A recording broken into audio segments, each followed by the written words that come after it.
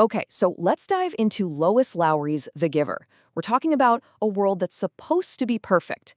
But in this chapter, we're going to see how that perfection really starts to show its cracks. We're going to follow a boy named Jonas as he begins to peel back the layers of his calm, predictable community and discovers the pretty unsettling truth that's been hidden just beneath the surface.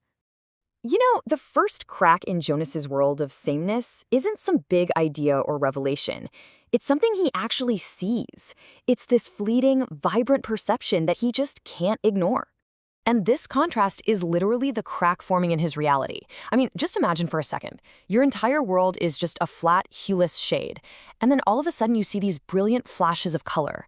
The deep orange of a pumpkin, the amazing green of a lawn. It's the very first sign that there's a whole world out there beyond what he's been allowed to know. And this is about so much more than just color. For Jonas, seeing red awakens this deeper, more powerful desire for something his society has totally stamped out: choice. Just the ability to decide what to wear becomes this huge symbol of a much bigger freedom he didn't even realize was missing. So it begs the question, right? Why would an entire society give up something so fundamental? Well, Jonas asks his teacher, the giver, this exact question. And the answer he gets is unsettlingly simple.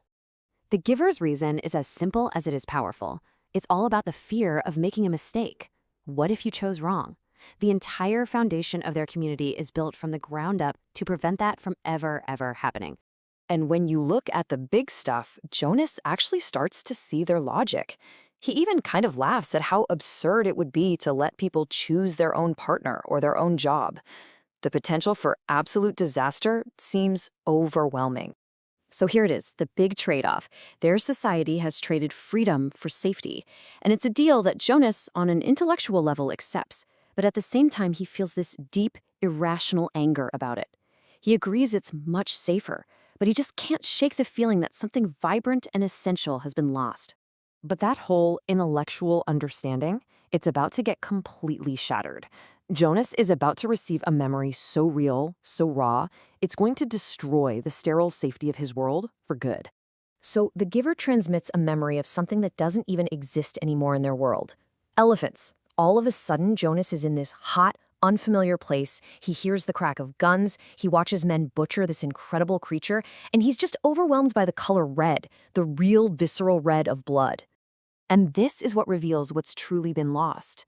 It isn't just the animal. It's the huge, earth-shattering emotions that come with real connection. A sound of pure rage and grief so powerful, it feels like it will never end. This is the truth, right? His community isn't just protected from bad choices. It's protected from feeling anything this deeply.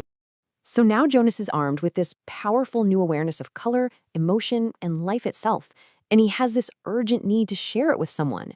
But he learns very quickly and painfully that he is now completely alone. He tries to give these incredible gifts to the people he loves. He concentrates, trying to show his friend Asher the brilliant red of a flower, but Asher just gets unnerved and walks away. He tries to transmit the immense, gentle being of the elephant to his sister Lily, and she just complains that he's hurting her. They are just incapable of getting what he now knows, and it leaves him totally isolated. This crushing isolation, though, it's not an accident. As Jonas is about to learn, it's the very nature of his new job as the receiver of memory. The giver explains that this is his whole life. His very existence is dedicated to holding these memories so that nobody else has to. Just think about that. He alone contains all the pain, all the joy, all the color and knowledge of all of human history. And then, the giver drops this devastating truth bomb. While the community is safe, while it's orderly, their lives, their jobs, even their science, it's all meaningless.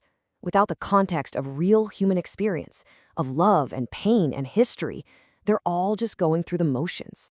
Jonas starts to see that this burden comes with an unimaginable amount of suffering. On some days, the weight of the memories is so intense that the giver is just completely taken out by the pain. He can't do anything but endure it, all by himself. And in this really pivotal moment of empathy, seeing the giver's agony, Jonas makes a choice. He volunteers to share the load, to take some of that pain himself. And the giver, seeing that Jonas is ready, agrees. It's time. It's time for Jonas to receive his first true memory of suffering. So as Jonas lies on that table, we're left with the same question he's about to face. What knowledge is so important that it's actually worth suffering for? What truths are worth giving up a perfect, painless world? This is the cost of a perfect world, and the real question is it worth the price?